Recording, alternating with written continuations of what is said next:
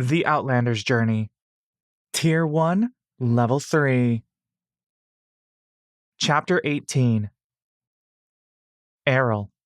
You warm yourself by the fire. It's getting late. The winds have picked up, rattling the walls of the longhouse. You stare at your cup of beer.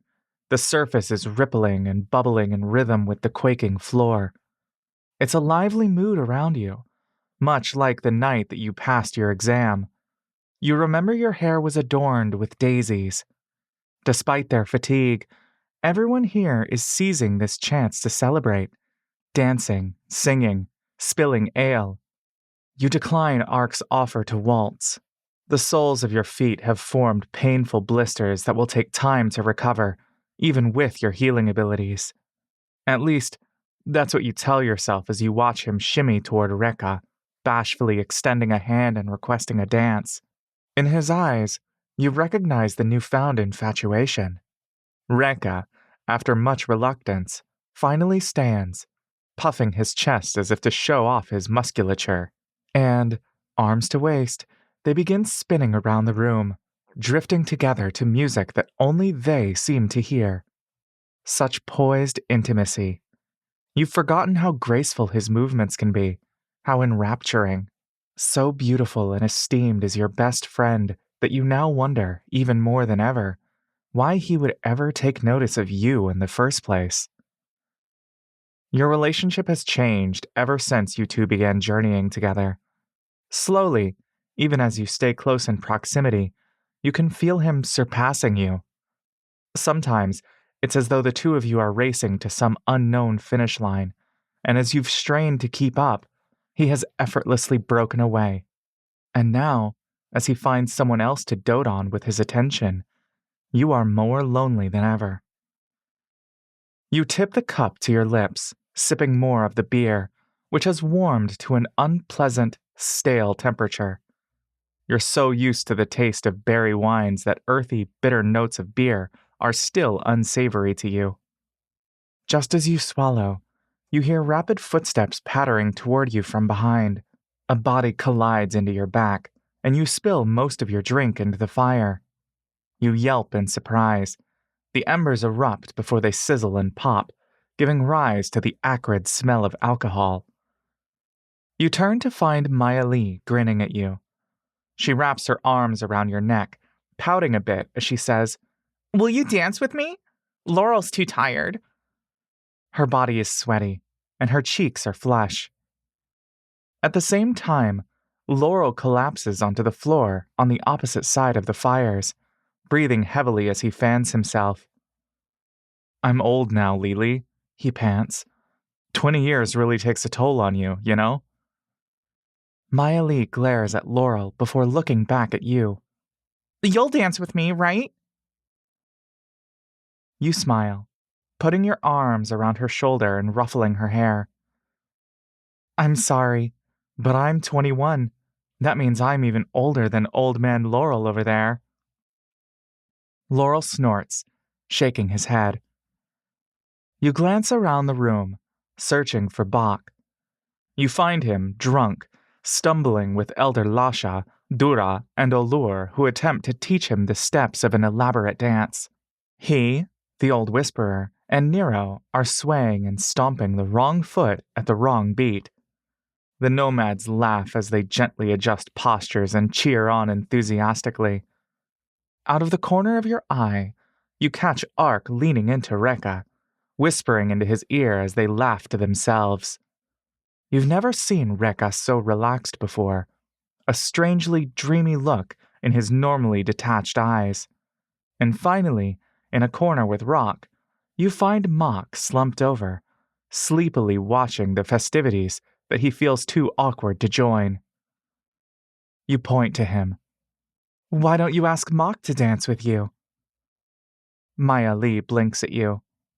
"Dura asked him earlier, but he didn't want to."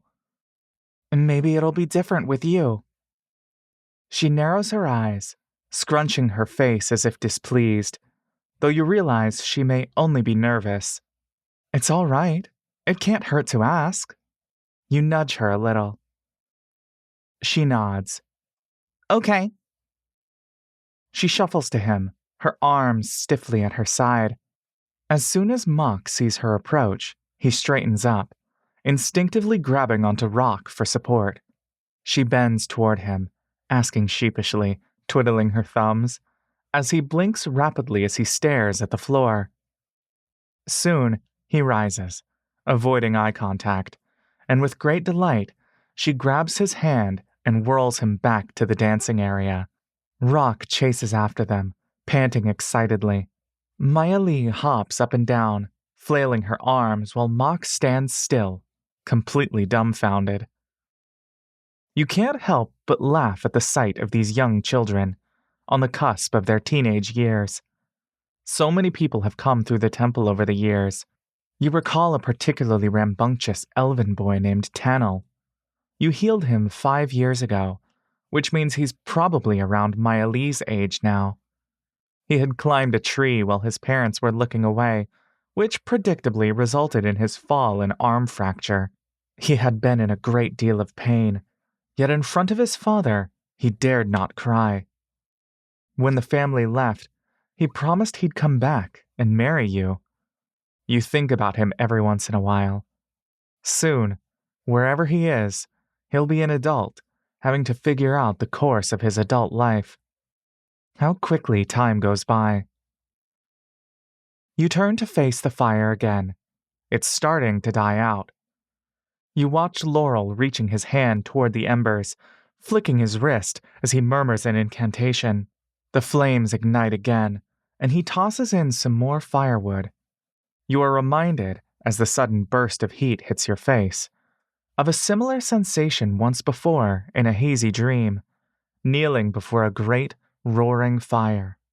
A sense of awe and dread at the same time, rejecting the Everlight's offer. Perhaps that's the reason you couldn't see past Laurel and Maya Lee's intentions, and why you accused them of heinous crimes they didn't commit. It all started from that moment, standing before those divine flames. Laurel grabs Nero's alchemist jug, swishing it around as he pours himself more beer. He looks over at you, tilting the jug to you. Want a refill? Oh. You glance into your empty cup. Only a few drops are collecting at the bottom. I'm okay. I don't quite enjoy the taste of beer. Laurel chuckles. You'd think magic beer would taste a little better than this. He tilts his cup toward himself, extending his arm. With his other hand, he flicks his wrist again, speaking an incantation in ancient Elvish. The liquid flashes. He smiles, offering you the cup. Try this? Oh. You put your arms up and shake your head. No, it's okay. I didn't poison it, I promise. He takes a swig, then offers you the cup again. You feel unable to refuse him. As you accept, you stare at the foaming liquid, and you tip the cup to your mouth, sipping. It's cold and frothy, a lightly bitter but rich and almost roasted nuttiness. It's refreshing, to your surprise, and as you swallow, you can't help but stare once more at the liquid. The appearance hasn't changed. You're almost reluctant to hand the cup back to him. He nods at you. He points to his upper lip, making a subtle wiping motion with the tip of his finger. You wipe the foam off your mouth with your sleeve. It's better? He asks. You nod. What spell did you use? Just prestidigitation. I've been relying on this trick for a while now, after all the mushy rations and good berries we've been eating. He extends his hand again, offering to take your empty cup. All it does is add some more flavor to the food, and slightly alter the temperature. I didn't know prestidigitation could do all that, you say, and you don't realize you've given him your cup until he's already poured to the brim. He flicks his wrist, and the liquid inside glows. As he returns the drink, you hear it bubbling. It feels cool in your hands. It's a practical spell, the first cantrip most school children learn in New Everlon. You nod. You really are from New Everlon, then? He shrugs. As much as I don't want to be, I can't say I'm from anywhere else. You have every reason to be suspicious of me. You shake your head vehemently. I don't suspect you anymore, Laurel. I've been meaning to apologize to you. I deeply regret what I did back in the plains. The moment the accusation came out of my mouth, I knew I was wrong. Laurel waves his hand dismissively, shaking his head as well. No, that was my fault. I was being an ass. Frankly, I would have accused myself given how I acted back there. It's my responsibility as a missionary of the Everlight to judge people wisely and fairly, and I failed to do so. If not for Ark's perceptiveness, I don't know what would have happened to you. Well, if I've learned anything, it's that I'm unexpectedly difficult to kill. He laughs before taking another swig. I've been meaning to tell you that we actually stopped by the Everlight Temple before we came across the nomads. Really? He nods.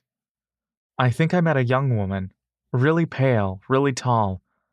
Her name was Sister Fimas, you say? Yes, that's the one. And also the head priestess. High Priestess Vavina, you say almost too excitedly. It's been so long since someone else has spoken about her. You wonder how she's doing, what she's up to now that she isn't spending all of her time training you. They gave us enough food to last us for a while. We might have starved if not for them. He smiles at you.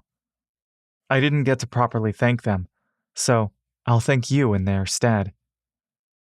You shake your head again. We give food and shelter to anyone who passes through our gates. This is only what's expected of us. Well, it saved our lives, and you and Ark were the reason we made it into the forest. That was all Ark, you say, turning your gaze to your feet. That was the both of you, and the reason we made it out of the Feywild was thanks to you as well. No, that was all you. Your stomach is queasy from all his unsubstantiated compliments. Your only contribution so far has been to sow discord amongst the traveling party. And now, with your connection to the Everlight tenuous at best, you don't even know for what purpose you are here. It's been months since you've prayed to her. He furrows his brow as he stares at you. Is humility to the point of denying reality another tenet of the Everlight? Well, it's not an explicit tenet, though I suppose it's... Laurel laughs, and the unexpectedness makes you flinch. Sorry, he says, noticing your discomfort. I'm sorry. I didn't know you were joking, you mumble. I know. I'm sorry. I sometimes have trouble knowing if people are serious. That's not a bad thing. You remind me of my brother. He can be serious to a fault sometimes, but the earnestness also makes him very reliable. You have a brother? He nods. He actually just messaged me a few minutes ago, wishing me an early happy birthday. Is he currently in New Everlon? Laurel shakes his head. He's in Harrington now, working as an apprentice for some trading business. Do you have other family there? My parents live near Evanton. It's a city in the southwest coast of New Everlon. There's a small but tight-knit community of wood elves down there. You've never heard of such a place. Some of the travelers who visited the temple were from that area, though none were from Evanton. I didn't know there were wood elves in the southern coast. I suppose the nice part of it is most of us can live our day-to-day lives without being recognized as wood elves.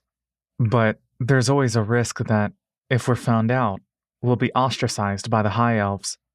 It's always there as a threat. I see, you say. You turn back to glance at Maya Lee, who's joined the rest of the nomads, dancing in a circle together with Bach and Mock. Her skin tone is noticeably darker than Laurel's, and you wonder if she's faced much more mistreatment as a result. You've always wondered how New Everland would treat you if you ever visited. So Maya Lee isn't truly your sister then? He shakes his head. Was she a neighbor or a family friend? He shakes his head again. Then how did you two meet? I met her when I was going to school, to university. Now you have no idea how he could have met a young girl like Maya Lee at a university of all places. Which school? He glances at you, noticing your confusion. My family was decently well off. My father had dreams of sending either me or my brother to a prestigious mage school. My brother ended up going to an artificery school, and I somehow got into Flamora. The Flamora Academy? You say, your eyes widening. Though you know very little of the school, even you know how prestigious it is. Then it's no wonder you're so talented at magic. He scoffs. I'm talented at pretending to be. He sips his last drop and pours another cup for himself. Then, scooting closer to you, he leans over and refills your cup as well. With a flash, both of your beers are transformed once more into a frothing, bubbling drink. I didn't realize how behind I was compared to all the other students. Everything I thought made me a prodigy when I was a child was second nature to a school full of prodigies, and I fell so far behind that I was on the verge of failing out of the school. He takes out his wand, tipping it around and examining it at every angle. They made me relearn the somatic component of every spell because I'm left-handed. I used to spend hours every day recasting cantrips that I already mastered because I was forced to use my right hand. Otherwise, I would fail. You recall all of Laurel's spell-casting incantations, the subtle and precise flicks and twists of his fingers and wrists as he conjured his many different spells. All, you realize now, were cast primarily with his left hand, and you think back to the rituals that you learned since childhood, the emphasis of using your right hand to guide the spell. Had you been left-handed, you wonder if High Priestess Vavina would have forced you to learn your rituals with your right hand as well. Though, in fairness, it wouldn't have been so bad, as you would be learning to use your right hand as a young child rather than as a young adult like Laurel did. Laurel waves his hand, as if to dismiss his own words. That's all besides the point. Anyway, there was this professor named Siron Senos. He was renowned for his contributions to enchantment magic. At the time, I couldn't figure out why, but he handpicked me to work for him as a researcher. Long story short, I found out that his research involved holding Bach and Maya Lee captive in the basement of his house. He kept them in cages for his own perverse experiments. Experiments? What sort of experiments? Laurel glances at the two of them, who are still dancing along merrily. Senos was conducting research into the Feywild and wild magic. To this day, we don't know how he managed to capture them, but he's held Bach in that cage since he was around 10 years old. Whenever his torturing went too far, he'd use his memory modification spell to alter Bach's memories. You heard him talk about it earlier today, right? So much of his life is filled with holes and fake memories because of Senos. With Maya Lee, she was only there for a few months, but it was long enough for her to know she had to get out of there before she lost any sense of herself. Somehow, she's managed to maintain her identity. She knew she was a wood elf who was actually from the forest. She knew she was separated from her family and needed to find her way back home. She doesn't look it, but she's the most mentally tough person I know. All at once, you see these two children in a different light. Though you're fond of Maya Lee as it is, you now want more than anything to take her under your arms, to protect her from any harm in the future. What perils must she have endured to be here today, laughing and playing as any other child would? And Bach, too. You know vaguely that he wishes to return to his family, but only now do you see the stakes involved, given everything that's been taken from him. Everything that these two have suffered, including what you've had to put them through. You owe them all greatly. Were you forced to experiment on them? You ask. He shakes his head. I just started, and Sanos probably didn't trust me yet to partake. I met them by sheer coincidence. It was during one of their escape attempts. He pinches the bridge of his nose. I can't even describe what kind of a state they were in. Miley is thin now, but she was so emaciated that I could see the bones jutting out of her. And Bach, all those years of being trapped in the dark, he didn't even know how old he was or where he was. He believed Sanos was protecting him from the outside world. He shrugs. I don't know. I think when you see children in that state, you lose any faith in people or the world. But you got them out of there, didn't you? I didn't do all that much in the end. My brother got involved. He was the one who actually got us out of there. But if you hadn't discovered them, they'd likely still be down there. You said Bach was in that cage for years. Laurel shrugs. How could you have spent so long being so suspicious of Laurel? Someone you regarded as a possible enemy, someone you saw as cunning and manipulative, only to turn out as the most noble and selfless person you've ever met. Giving up everything he had, a chance at a rich, prestigious life at a university like Flamora, to embark on this perilous journey to bring them home. You saw the same sacrifice he made in the Feywild as well. It is simply in his nature to put others first, at his own demise. If you were in his position, you certainly would not have made the choices he did. You're their savior, Laurel. He shrugs again. You can see in his eyes that he cares deeply for the two of them. He watches them, and a mournful smile forms in the corner of his lips. Bach's mom isn't even here. It turns out she was in the Blue Forest Mountains all along. I brought them out here, made them go through horrors no person should ever face, only to find out his family was living next to us this whole time. I don't know that I can call myself anything other than a fool. But there's no way you could have known. He shrugs once again, and you realize that he shrugs when he's nervous. You clink your nails on the tips of your empty cup. When I began this journey with Ark, I knew to some extent that the world would be complicated, with both good and evil people, but I was so sheltered in my temple. Nothing could have prepared me for what we all witnessed, what we were lucky enough to survive through. Ark saved so many lives on the day those soldiers ambushed us. Each person still here today is alive at least in part because of him. I learned on that day that Ark truly is the chosen of the Everlight. Chosen of the Everlight, Laurel repeats. I've been meaning to ask why you call him that. He's the one person who is gifted with the Everlight's blessing.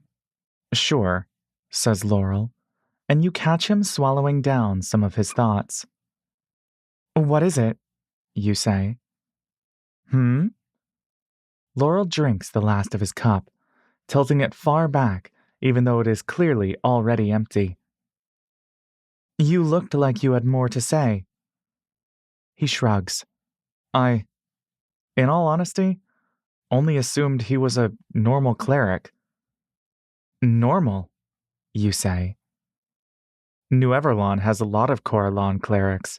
They have similar healing spells as Ark, and as a general rule, anyone who graduates from one of the Coralon temples has received his blessing. Since there's always a shortage of healers in New Everlon, being blessed is considered relatively commonplace. More common than a mage graduate, at least. He clears his throat. But I understand that with the Everlight, she may be a more selective deity than Coralon is. Every god is different, not to mention many temples are just as prestigious as Flamora, and some students spend their whole lives learning divine magic without earning their graduation. So, you're saying Ark is no more gifted than the hundreds of Coralon clerics from New Everlon? Laurel purses his lips.